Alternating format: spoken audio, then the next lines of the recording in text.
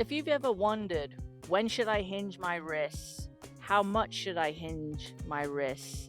Am I hinging my wrists correctly? What even is wrist hinge?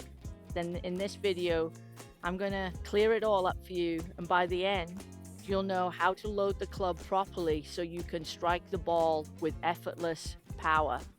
So first of all, I'm gonna go over what is wrist hinge. So what is wrist hinge? When in your golf swing do you get to change the position in your hands and wrists? Golfers, why your swing has no power. Today, you're going to understand when and how to hinge your wrists in your golf swing.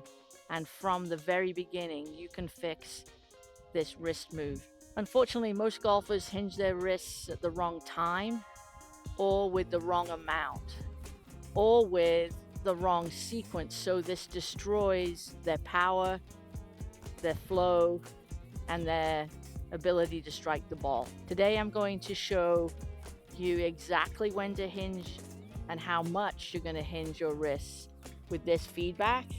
So in golf, we need feedback and data often to make changes, and I've started to use this lately with even newer golfers, but particularly with golfers that want to improve their technique. So we're going to use the HackMotion a little bit today so that you can start to understand when and how to feel it using feedback that is crystal clear from the HackMotion. I'll also show it you with an alignment stick. So let's get started. Welcome back to my channel. I'm Karen Davis, LPGA professional here at Indian Peaks Golf Club in Lafayette, Colorado. Today I'm going to talk to you about creating more power through loading the golf club, and I'm going to be utilizing a couple of training aids, and one of them is going to be the HackMotion sensor. So let's explore wrist hinge, when to do it, why you need to do it, and how you'll create more power because you do it. So what is wrist hinge? Wrist hinge is simply the loading of the golf club in the backswing, the loading of the golf club and the golf shaft in the backswing. And the hands, arm, and wrist movement loads the shaft by the trail wrist, creating this extension and this L shape. That's what wrist hinge is, and that's what you need to be doing in your backswing. Now you need to understand how you're going to do it and when you're going to do it. So being clear that when the wrists change in position, you've already got a little bit of wrist set at the beginning, but when you start to load the club going back, you're creating lag that becomes speed and compression when done on call becomes consistency.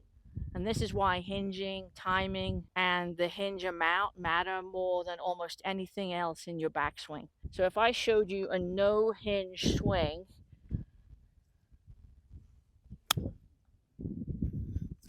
I've done arms only, I've got weak contact, and I have very little leverage or no leverage. And if I had hit a shot with zero hinge, so I hit a shot with zero hinge, I can make contact, but there's not much power. There's very little power, and it's like hammering a nail without your wrist. So if you're going to hammer a nail without your wrist, that's as much force or load and unload that you can get. I think you want more than that, don't you? So with no or very little wrist hinge in the backswing, you eventually start to compensate with your body to create speed. So you can kind of see what's starting to happen here. My body is attempting to help me because I'm feeling like I'm not creating any speed in the golf club. The golf club moves away, up, and down, and more force can instantly be used coming down, but you have to allow your wrist to move, especially on the backswing with my trail wrist. So I want to create far more force with far less effort, and that's why this hinge matters. So on the backswing, you want to do this, you can see in the screen what's happened in the numbers that I'm getting from HackMotion. And so what we need to do next is, when should you hinge? Well, my favorite checkpoint is simply hinge by the time your lead arm is parallel to the ground. Look at that. This is a very clear checkpoint for knowing what that shape is. And so this shape, or this L, is what we're looking for by the time our lead arm is parallel to the ground. We've added right wrist movement here rather than this way. Very different. All right, so here's my recommendation. Start your backswing by focusing on one thing, and so the back of your right shoulder is moving towards the target. So you see how that looks? So my right shoulder is pointing to the target. This does three things. This starts the upper body. It starts the upper body rotating, and it pulls the lower body along into a turn naturally and allows the club to hinge on its own. And if your wrists are soft and oily, and you start to feel the weight of the club head, you will begin to hinge automatically. So I'm winding my right shoulder blade, my right shoulder towards the target, and you'll see the HackMotion numbers increase on the screen. So if I start my backswing with 0 hinge, and then hinge late, and then still reach the same L shape with my lead arm parallel to the ground, that would be an option and a choice. So I'm going to hinge late, but by the time my lead hand is parallel and hand and arm are parallel to the ground, I've got that L shape. Or there's a different variation, so there's preferences and choices. The second one would be that I'd early hinge, and I hinge a little earlier because I sets my hands beautifully and blends them with my turn. Okay, so you see a lot of golfers today that have this range of motion going back, and they're setting their wrists, hinging their wrists earlier. Both styles work, but the checkpoint is the same. So we could do an earlier hinge and have that L shape and then come down. So let's do that.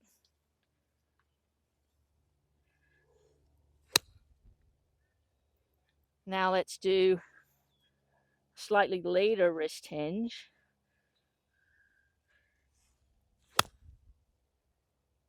So you're going to be in one of those two camps. Those are going to be your timing, your preference, but your checkpoint is going to be right here by the time your lead arm is parallel to the ground. You're going to have wrist hinge, and it's going to look like this with the shaft angle aligned like this. Now on the screen, you can see the feedback I'm getting and the data up on the screen. And this is how you're going to build a beautiful L shape going up to the top of your backswing or lead arm parallel. This is going to be something that you want to get more repeatable, powerful wrist hinge. When do you do it, and how do you use it to become more consistent in the downswing? There are going to be some setup keys for players. Very often they look a little stiff. They look a little like they're working really hard rather than getting in tune with the club in their hands, feeling the ground, starting to feel the weight of the club head on the end of the club head. And if you're stiff in the arms and neck and shoulders and wrists, you'll feel like you have to manually hinge. See that? It's really hard for me to hinge my wrists, and that's not what we want. If you've got a good grip and you know what an ideal setup is to fix this, you want to have long, ready to go arms that are in going to be able to hinge the club, because you've got a secure hold on the grip, and you're going to feel like your shoulders are going to move and your right shoulder is going to turn behind you, then look what starts to happen. So if you've got a secure hold on the club and you feel like your arms are in structure but not overly tense and tight, tension's a big killer. You've got a secure hold, you're rotating your right shoulder towards the target and making sure you've got that L shape. When you reach that lead arm parallel position, although there's not positions in golf, we would check this slowly with feel and visual feedback. You should see the end of the alignment stick or the butt of my club pointing towards the ground inside the balls line, at the balls line for most of you. And that tells you you've created the correct L shape and that you've hinged your wrists. And that's the key. Use the alignment stick, use HackMotion with its great feedback as you're doing it, and you're able to measure the feedback with this. It's really light and easy to use. It's like having a coach sharing the exact numbers right on your body so that you can start to manage wrist hinge. So you've got data on your hand and wrist. You can use a mirror, you can use this video more than once. And if you can hit this checkpoint every time that I'm sharing with you and start to know whether you're going to be an earlier wrist hinger or a later wrist hinger, you'll always have enough stored energy and load in the shaft to unleash the club head to compress the ball and get more power. So now, if you followed along, you should understand what wrist hinge is and your checkpoint right here, and you're loading the shaft, and this is the energy to deliver the club with power and get the ball to actually fizz and compress off the face.